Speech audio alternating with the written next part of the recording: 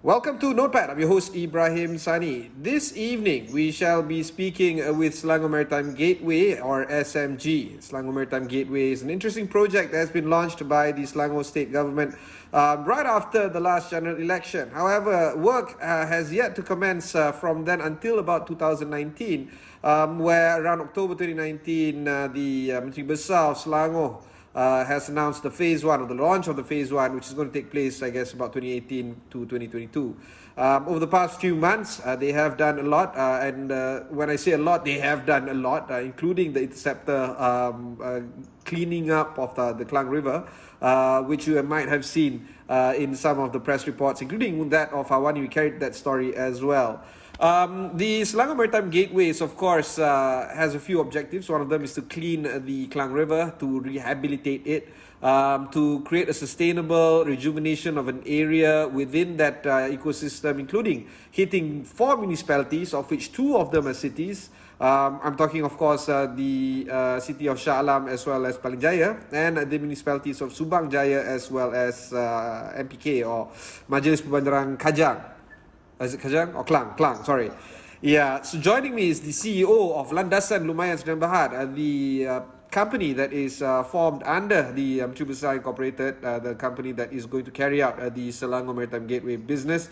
Joining me is Syaiful Azmen Bin Nordin, the MD of Landasan Lumayan. Syaiful, thanks again for taking time to speak with us. We are indeed recording this earlier in the day, not in the evening, where you and I will be having our iftar and perhaps our Tarawih prayers. But for now, while we still have the time to kill, thanks for coming over virtually and joining us in this conversation. Later on, I'll be asking you a lot of things, particularly when we talk about employment issues, when we talk about the economic revitalization of the project, not so much the environmental aspect. But first, before we jump into all that, let's talk a little bit about the Selangor Maritime Gateway project itself and where it has come along from the announcement of the or the launch of the phase one by the MB in October last year. Okay, Assalamualaikum and good afternoon to Ibrahim. First of all, thank you very much for giving us an opportunity to present about the Selangor Maritime Gateway project. As you all know, it's about rehabilitation and rejuvenation of Klang River. It all started way back in, just a bit of history, all started way back in 2015, where at that time we, from the MBI and the state representative, state officer, we went to the site and look what are the potential that can be unlocked through the Klang River. Because as you all know, Klang River, it has a strategic value proposition not only to Selangor, but to Malaysia as a whole. Because it cut across a few major towns in Klang Valley, where all these towns like KL, Selangor, Shah Alam, PJ contributed almost 40% to the national GDP on an annual basis. After quite some time, after we move into industrialization, then we see that the Klang River has been neglected for quite some time. So that's the intention of the Selangor State Government. We want to bring back the glory of the Klang River and to turn it into Klang River as an economic generator, not only for Selangor, KL, but Malaysia as a whole. Previously, as I think you all know, we have regard to amount of waste in the Klang River. We've done that. We resolved that. And then we have a water quality problem, smell, pollution from industrial area, residential area, from kampung-kampung and all that. We have done that. We have issues about encroachment of the river reserve. They build as quarters and eventually it become a big issue for the Selangor State Government. So 2017 we come up with a plan, master plan presented to the state in, as you mentioned earlier, in 2018. We operationalized a company named Landasan Lumayan Sdn Bhd to become the master developer or project manager on behalf of the state to implement this project. From 2019, 2018 up until 2019, we resolved fundamental issues, especially with regard to land matters and all the regulatory issues. And 2019, as you know, we have implement phase 1, and we made an announcement or launch in 2018. And from there on, from 2019, second half of 2019, we've seen there's a lot of interest from various parties with regard to river. And we started to see that actually there's a lot of potential in terms of creating opportunities, economic opportunities when we do river management. So we talked about that later. So first we were approached by the NGO from Amsterdam, the ocean cleanup. So they came to us, they introduced that they have equipment called the Interceptor, and they have a mission to remove plastic from the ocean, so which is in line with our aspiration. So from there on, we signed a formalized an agreement with them. Then we bring all the equipment, all the parts from all over the world, from Dubai, from Rotterdam to Port Klang. And it's a new business for the shipping industry. We appoint one shipping company, shipyard, to assemble all the equipment and all that. It's all being assembled by local people. So it's a new experience for our people. Assemble, and it's a proud to them, this equipment. Then we launched the Interceptor.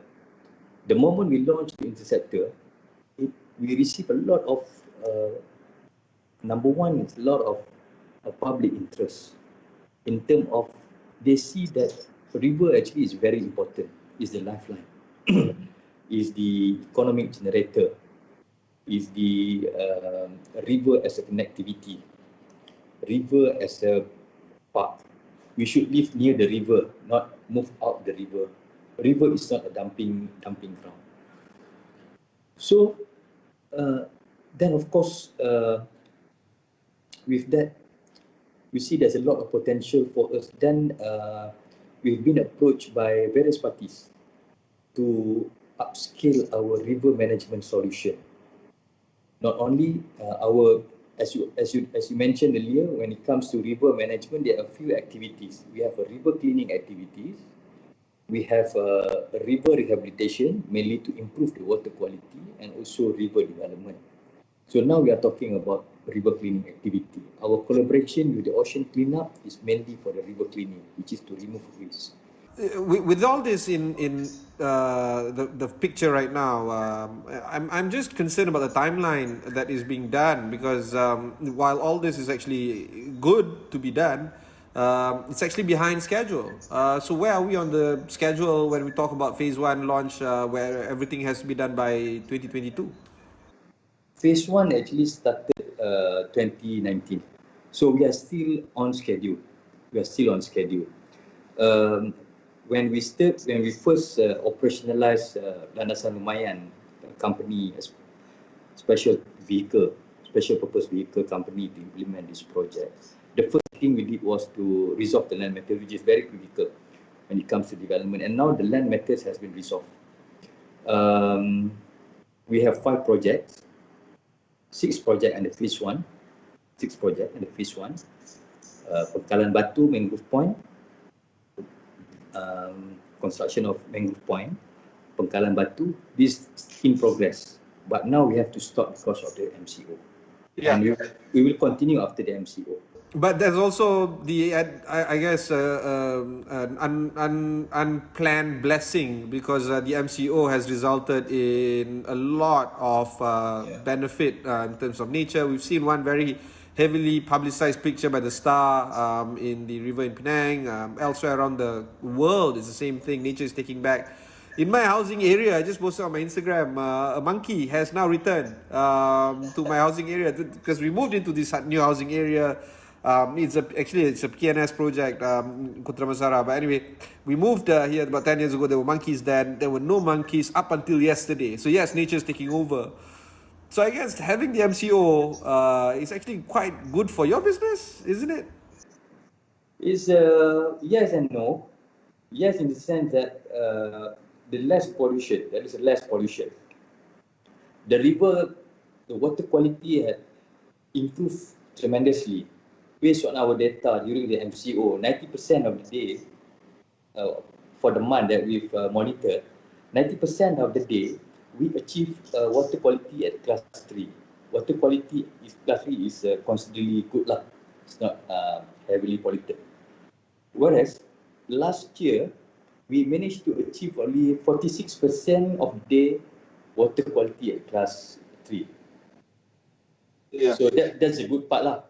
And also, but then the development is the now, development will be, yes, development immediately, there will be immediate impacts toward our development, especially because we are developing one of our projects to bring in people to the river. We are building a new public park under Klang next to the river. That will be affected immediately because of the MCO limitation and all that. Also mangrove point. But looking at the future, this will be the two connecting point for our river taxi operation, river transportation network. So even though it has I say immediate impact towards our project, but the project, we have to implement the project as quickly as we can. All right, we'll take a short break. When we come back, we'll discuss the economic impact of the Selangor Maritime Gateway. I don't go anywhere.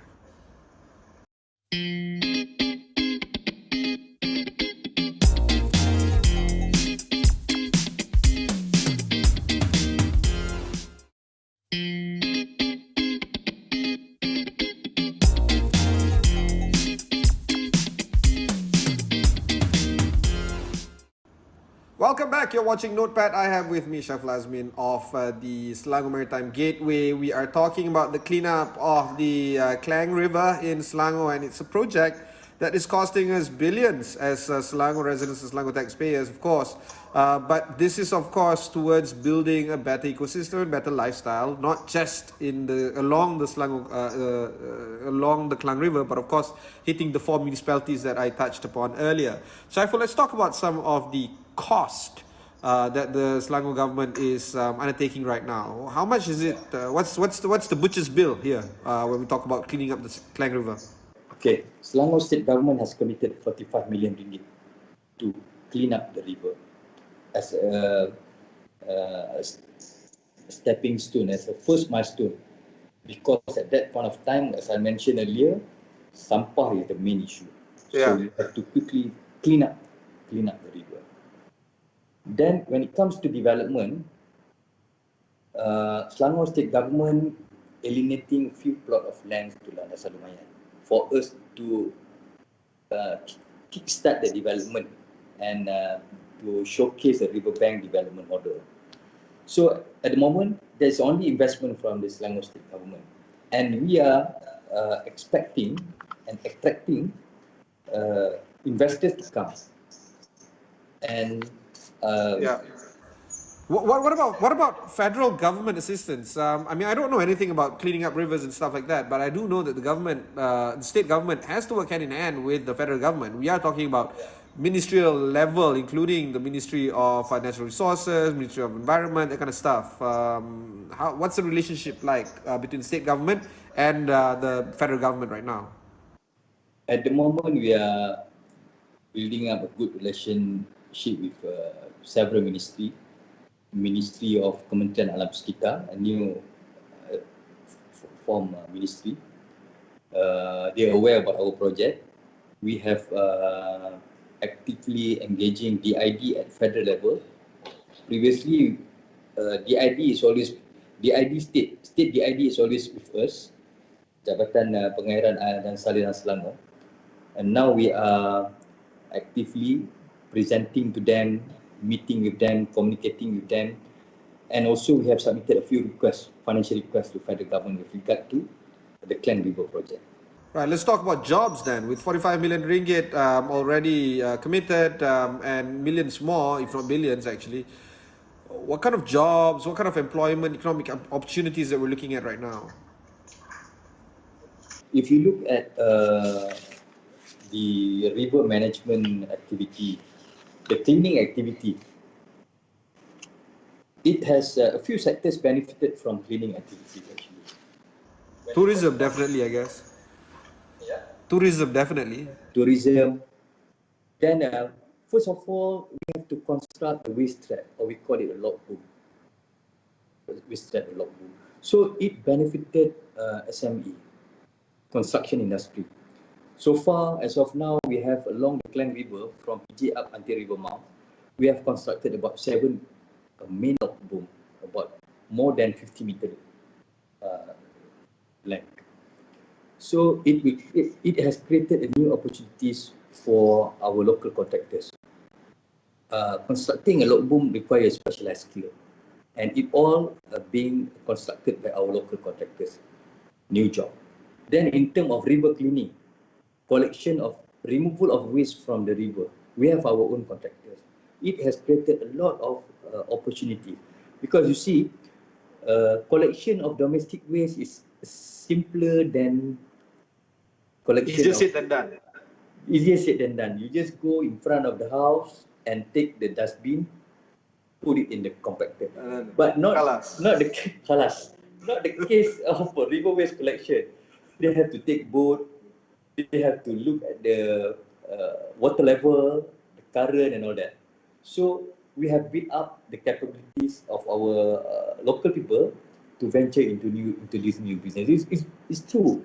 When we open up a tender to bring it to invite a contractor to come, there's a lot of companies interested to venture into this. And all this while, they are basically small contractor doing a domestic waste collection, and now they're expanding their business.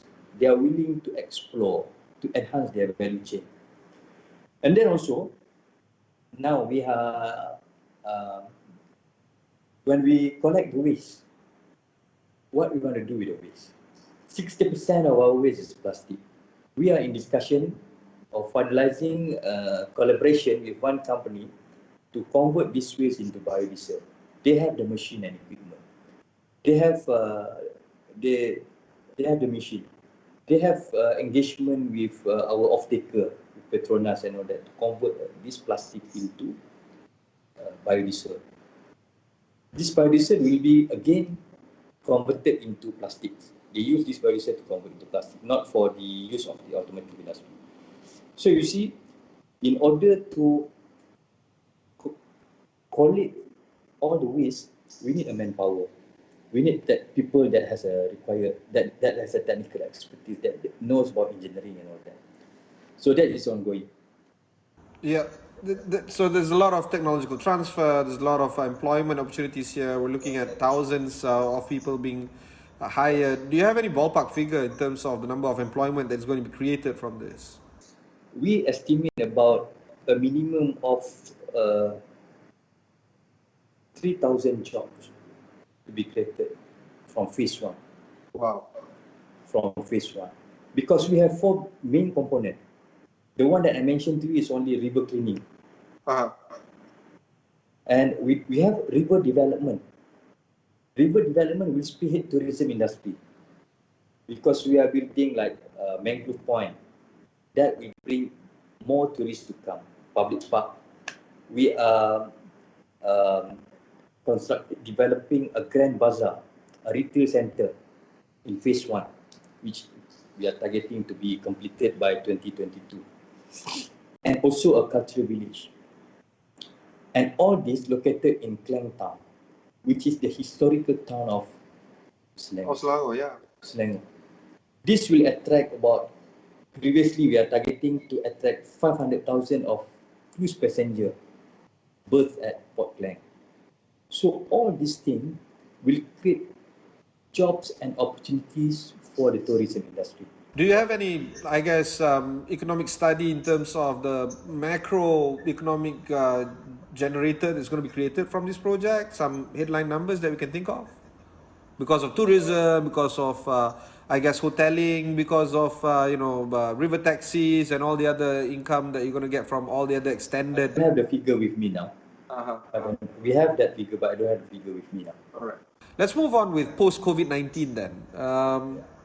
It's not going to be the same. And whatever that you have there on your desk, the planning and all that, the blueprint, it's still valid. But I guess you have to do some serious changes and some serious tweaks to it in order to make it work post-COVID-19. We've had the DG of Kesihatan every day saying the same thing, basuh tangan, tiada lagi perhimpunan, basically he's trying to say things are going to be different, folks, even if there's no more MCO. What's your thoughts on this? Okay, maybe, of course, there is a need for some adjustment in terms of which component that we should prioritize. We have four main component in river management in our vision. We have river cleaning, we have river development, we have river connectivity, meaning that river taxi and all that, and also river rehabilitation. So, after taking into consideration the COVID-19 impact towards our economy, maybe we have to prioritize our project. River development at this point of time may not be, after COVID-19, may not be our main priority. River cleaning, we have to continue river cleaning. Yeah, with or without MCO. With or without MCO, we have to continue river cleaning. It's something that we have to do. River development, maybe it's not a priority at the moment.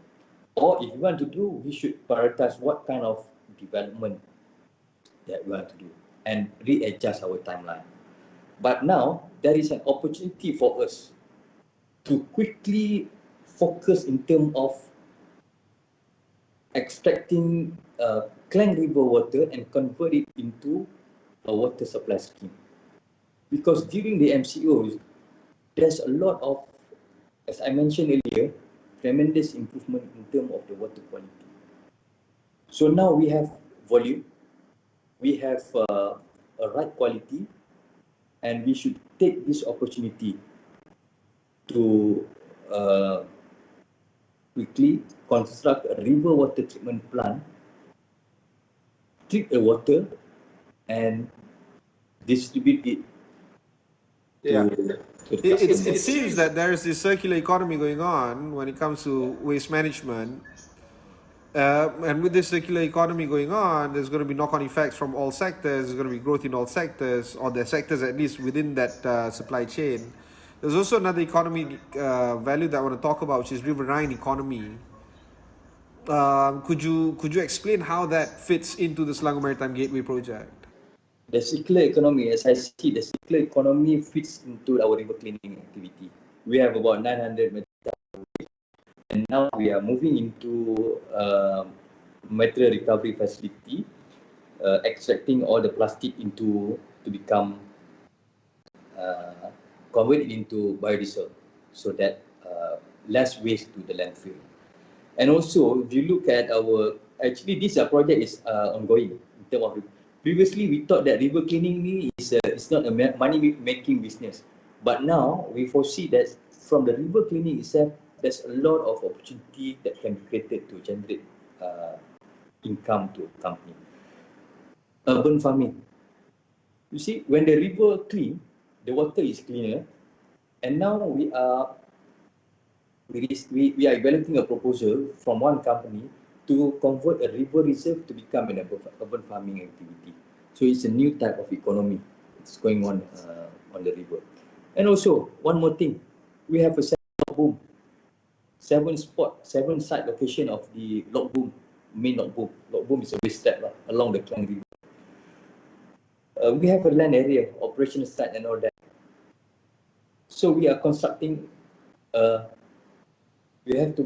want to make use that area to construct a multi-purpose tower for the benefit of telco company, enforcement agency, put a CCTV and all that, and transmit all the information to our command center.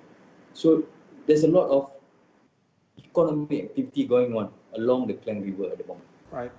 Right, that's it. Syaiful, thanks very much for spending time to speak with us. I wish you all the best. I've been speaking to Syaiful Azmen of Landasan Lumayan. They are part of the Selangor Maritime Gateway project. In fact, they are running it actually. If you've missed any part of this interview, just head on to astroawani.com. Look for Notepad over there. You can also listen and watch these kind of interviews on your mobile devices. Just download the Astro AWANI app wherever you get the application. Thanks very much for watching. Until next time.